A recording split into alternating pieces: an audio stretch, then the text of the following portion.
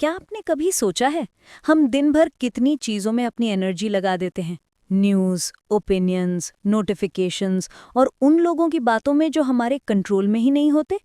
फिर हम सोचते हैं मैं इतना बिजी हूँ फिर भी लाइफ में प्रोग्रेस क्यों नहीं दिख रही। यही सवाल डेरियस फोरू की किताब फोकस ऑन व्हाट मैटर्स के सेंटर में है। ये किताब एक कलेक्शन है लेटर्स और रिफ्लेक्शंस का जो स्टोइक फिलॉसफी से इंस्पायर्ड है।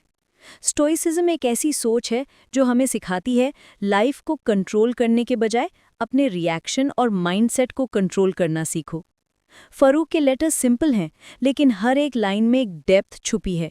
ये किताब एक रिमाइंडर है कि हमारी लाइफ तभी मीनिंगफुल बनेगी जब हम अपनी अटेंशन उन चीज़ों पर लगाएंगे जो वाकई ज़रूरी हैं। चलिए इस सफ़र को शुरू करते हैं chapter by chapter. Chapter 1, the power of focus. Focus ये शब्द छोटा लगता है पर इसका असर पूरी जिंदगी बदल सकता है। फरूक कहते हैं जो इंसान अपनी अटेंशन को कॉन्शियसली गाइड करना सीख लेता है उसके लिए इम्पॉसिबल कुछ नहीं। हर दिन हमारे पास लिमिटेड एनर्जी होती है। अगर हम उस एनर्जी को हर छोटी बात पर वेस्ट कर देंगे तो कुछ भी मीनिंगफुल अचीव नहीं कर पाएंगे। ज़्यादातर लोग बिजी तो लगते हैं पर प्रोडक्टिव नहीं होते क्योंकि उनका फोकस फ्रैगमेंटेड होता है। फोकस का मतलब सिर्फ एक टास्क पे कंसंट्रेट करना नहीं है बल्कि अपनी प्रायोरिटीज़ को समझना है। ये डिसाइड करना कि आपके लिए क्या ट्रूली इम्पॉर्टेंट है और क्या सिर्फ नॉइज़ है। फरू लिखते हैं if you don't control your attention someone else will. यानी अगर हम अपनी अटेंशन पर अथॉरिटी नहीं रखेंगे तो दुनिया हमें डिस्ट्रैक्ट कर देगी। एक इंसान अपने दिन की प्लानिंग में सिर्फ 3 मीनिंगफुल काम लिखता है। सुबह उठते ही उसने अपना फ़ोन नहीं उठाया, कोई अननेसेसरी बात नहीं की, सिर्फ उन 3 चीज़ों पे ध्यान दिया जो उसके गोल्स के साथ अलाइंड थीं। एक हफ्ते में ही उसे फील हुआ कि लाइफ सिंपल नहीं लेकिन क्लियर ज़रूर बन गई है। यही फोकस की स्ट्रेंथ है, क्लैरिटी का डोर ओपन करना। Chapter 2, the stoic approach to life. Stoicism एक एंशिएंट फिलॉसफी है पर उसके लेसन्स टाइमलेस हैं। इस चैप्टर में फोरू बताते हैं कि हमारी जिंदगी में जितना दर्द और टेंशन होता है उसका सबसे बड़ा रीज़न है हम उन चीज़ों के पीछे भागते हैं जो हमारे कंट्रोल में ही नहीं होते। एक सिंपल प्रिंसिपल स्टोइसिज्म का है, control what you can, accept what you can't. यानी अगर कोई चीज़ आपके हाथ में नहीं है तो उसके बारे में स्ट्रेस लेना बेकार है। स्टोइक्स कहते थे सफरिंग तब आती है जब हम रियलिटी से लड़ते हैं, जब हम एक्सेप्ट करते हैं तो शांति अपने आप मिलती है। फरू इसको मॉडर्न जिंदगी के कॉन्टेक्स्ट में समझाते हैं। आप जॉब, रिलेशनशिप या हेल्थ के प्रेशर में हैं पर हर सिचुएशन में आपका रिएक्शन आपके कंट्रोल में है। किसी ने कुछ बुरा कह दिया, आप रिएक्ट कर सकते हैं या इग्नोर कर सकते हैं। ये चॉइस ही स्टोइक स्ट्रेंथ है। फरू लिखते हैं peace is not the absence of problems, it's the ability to deal with them. यानी लाइफ में प्रॉब्लम्स रहेंगी ही पर आप उन्हें कैसे हैंडल करते हैं वो ही डिसाइड करता है आपका ग्रोथ लेवल। इस चैप्टर का एसेंस है अपने रिस्पॉन्स को कॉन्शियसली चूज करना। जब हम हर सिचुएशन में अपनी सोच और रिएक्शन पर ध्यान देते हैं तभी हम अपने लाइफ के मास्टर बन पाते हैं। Chapter 3, focus on what you can influence. जिंदगी में 2 सर्कल होते हैं, एक जहां हमारा इन्फ्लुएंस होता है और एक जहां सिर्फ कंसर्न होता है। कंसर्न सर्कल में सब कुछ आता है, weather, politics, others behaviour, luck. और इन्फ्लुएंस सर्कल में आता है हमारे एक्शंस, हमारी थिंकिंग, हमारे हैबिट्स। मोस्ट लोग अपनी एनर्जी कंसर्न के सर्कल में वेस्ट कर देते हैं और फिर कंप्लेन करते हैं कि उनके पास कंट्रोल नहीं है। फरू का कहना है अपनी एनर्जी उन चीज़ों में लगाओ जहां तुम्हारे एक्शन से कुछ बदल सकता है। यही रियल प्रोडक्टिविटी है। एक इंसान ऑफिस में बार बार स्ट्रेस लेता था क्योंकि उसके बॉस का मूड अनप्रिडिक्टेबल था। फिर उसने अपना फोकस शिफ्ट किया, मैं अपनी अप्रोच बेटर बना सकता हूँ, अपना कम्युनिकेशन क्लियर कर सकता हूँ। धीरे धीरे उसका स्ट्रेस कम हुआ और एनवायरनमेंट बेटर लगने लगा। लेसन सिंपल है, जितना ज़्यादा हम अपने इन्फ्लुएंस एरिया में एक्शन लेंगे उतनी लाइफ बैलेंस्ड और इफेक्टिव होगी। Chapter 4, habits define your direction. फरू कहते हैं we don't rise to the level of our goals, we fall to the level of our systems. यानी लाइफ में सक्सेस सिर्फ गोल से नहीं आता बल्कि डेली हैबिट से आता है।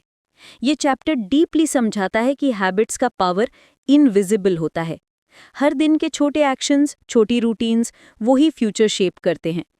अगर आप हर दिन अपने काम, हेल्थ और लर्निंग में कंसिस्टेंट हैं, तो प्रोग्रेस इनएविटेबल है।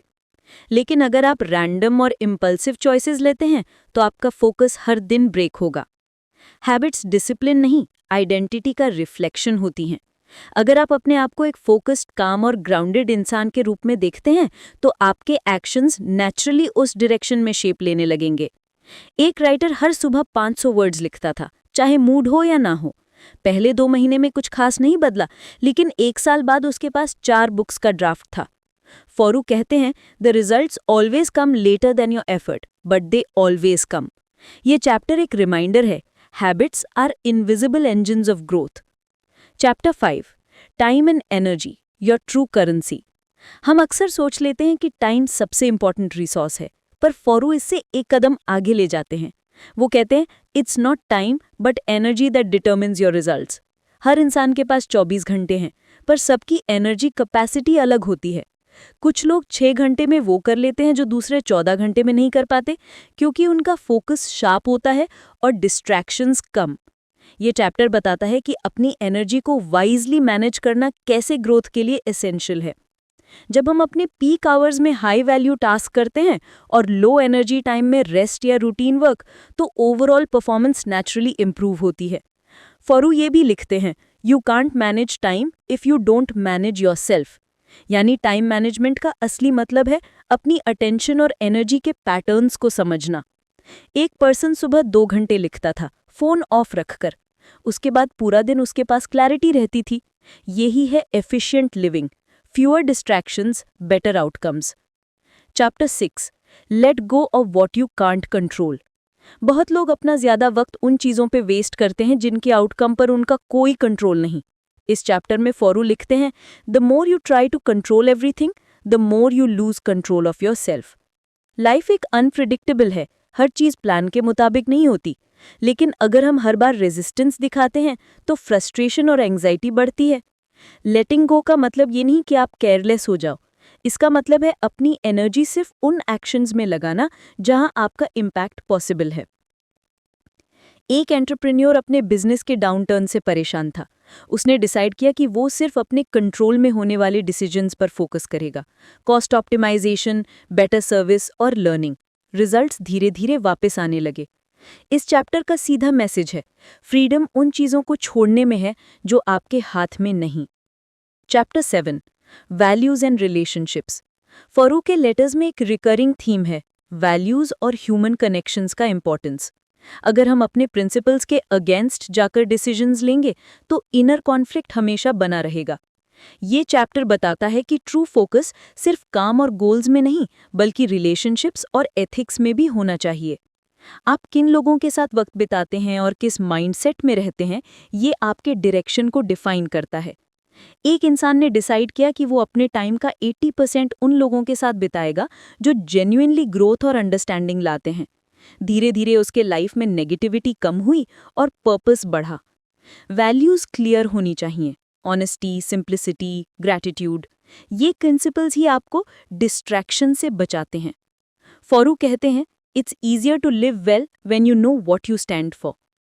डेरियस फोरू के लेटर्स एक मिरर की तरह हैं।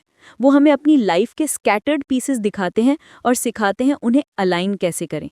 उनका मैसेज सिंपल है, अपना ध्यान वहां लगाओ जहां से लाइफ बेटर बन सकती है। अननेसेसरी वरीज, एंडलेस कंपैरिजंस और अनप्रोडक्टिव डिस्ट्रैक्शंस को साइड में रखो।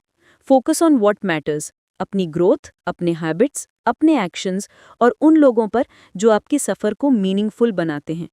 ये किताब कोई मोटिवेशनल स्पीच नहीं, एक रिमाइंडर है कि जिंदगी तब सिंपल होती है जब हम खुद को समझने लगते हैं।